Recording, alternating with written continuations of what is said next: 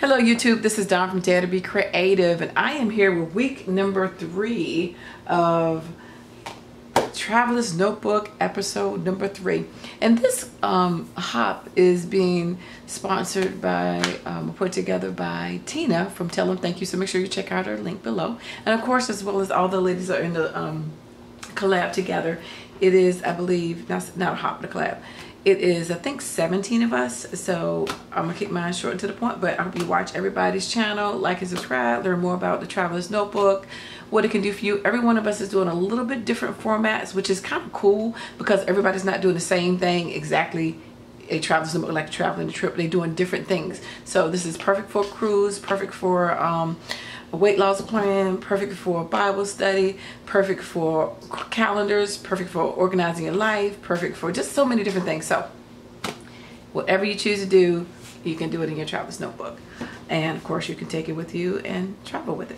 So we're just doing an update. This is our 3rd installment. We're doing an update. I chose the Cosmo Cricket Ensemble that I got from Tuesday morning at a great and wonderful price, $2.99. And my inserts. And so what I decided to do, I was really confused and really trying to figure it out, but I stuck with the same theme, even though I think I would probably do some things a little different. This is upside down because I just took this out and put it back together.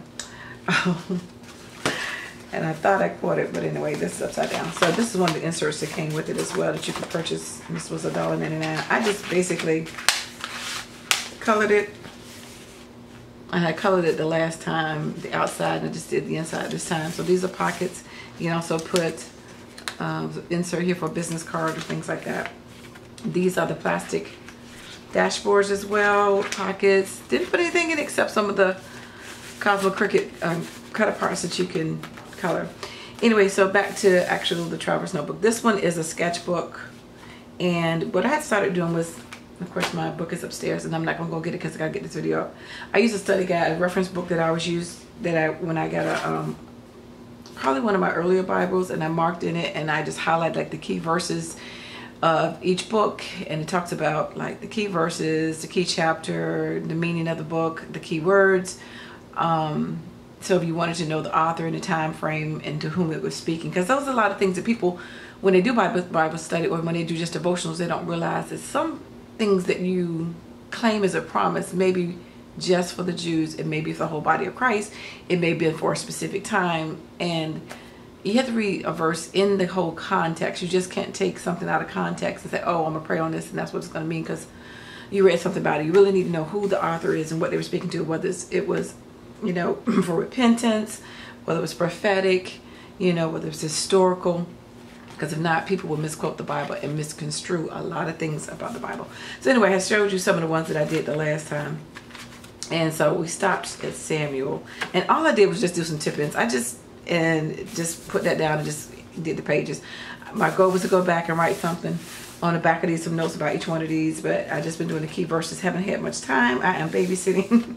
My daughter's in Hawaii, which is great, and I got my G-son with me, and he's out of school, so we're having a ball, but I haven't had much downtime to really just focus. Able to get it done, and he helped me make some of these pages. So he said, oh, it looks like a 5-year-old made some of these pages. Literally a 5-year-old made some of these pages, and that's okay. Now the penmanship, that's my, yes, I write like a 5-year-old, but he helped make some of these pages. Well, like this one I did myself. I gessoed the pages, and then I just used some sprays on these pages in this book and some stencils and a little bit of stamping that says faith. So I just did the key scriptures and just some washi. Very simple, nothing too deep. On the back, I will write some more notes before this episode is over with. And I just splattered some extra paint on other pages. And then he helped make some of my pages. He was so proud of himself. My washi tape is not sticking good like I want. I even put glue on it, it's still not sticking. So he helped make some of these pages and put the extra paint on the back pages, and I just beat it right over top of it. That'll just be a background noise, and that's fine with me, and that's kind of what I wanted. So I thought he was going to come in here and show you some of his pages, but he got a new toy, so he's running around. But anyway, he helped stamps and just don't look at my camera. I just talked about you. I was telling how you helped make some of my pages in my book. Yep.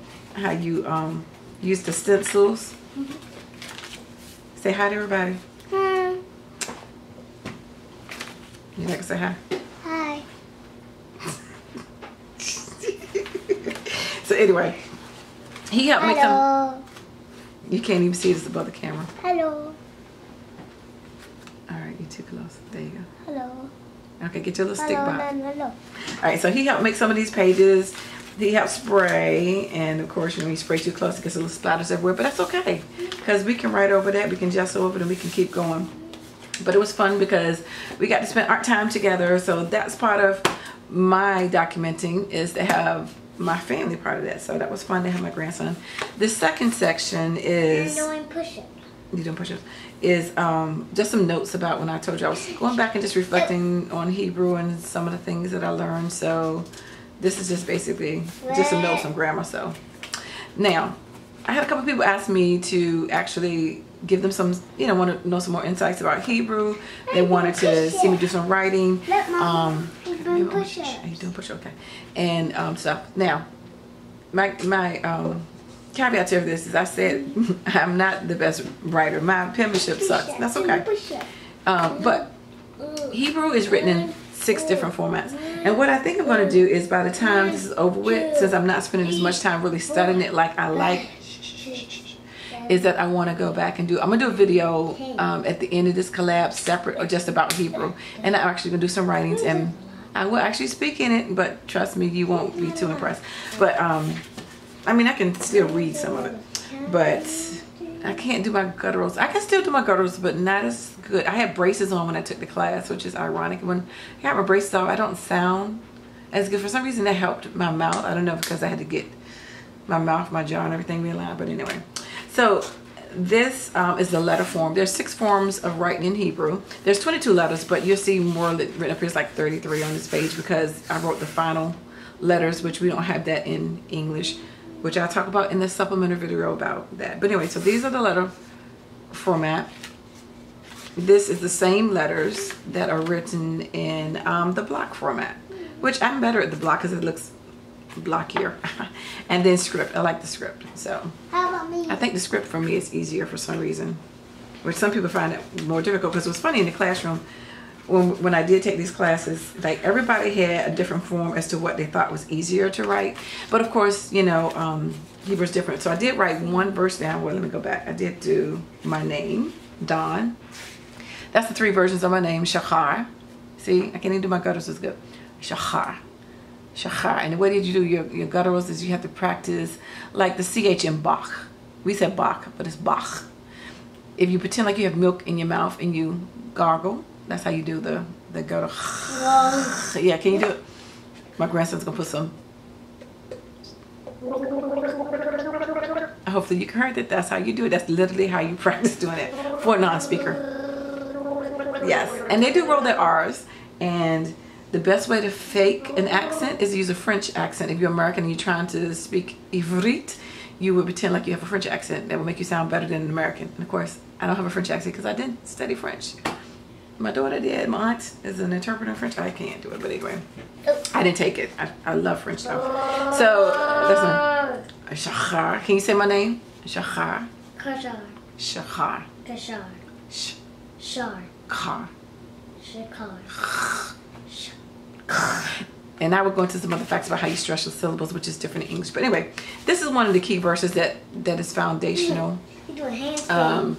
Look, Mama, he's doing handstand. Okay, I'm talking, boo. So this one right here is Deuteronomy 6:4, excuse me.